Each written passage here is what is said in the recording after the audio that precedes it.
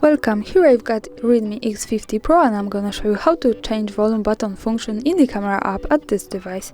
So at first we have to tap on the camera button here to open it, and as you can see for now we are in the standard photo mode and the volume buttons are here. So let me try to use them and see how it works now.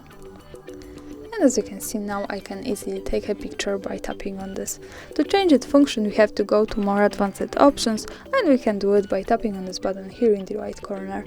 It gives us access to 3 other buttons. For now we are interested in this one from the right.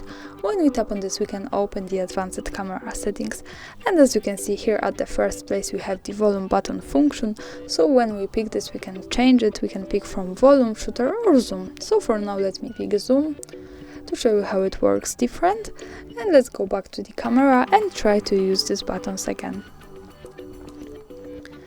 And as you can see, now I can easily get closer to my subject, so I can zoom and also go back. So this is how it works. Thanks for watching, subscribe our channel and leave the thumbs up.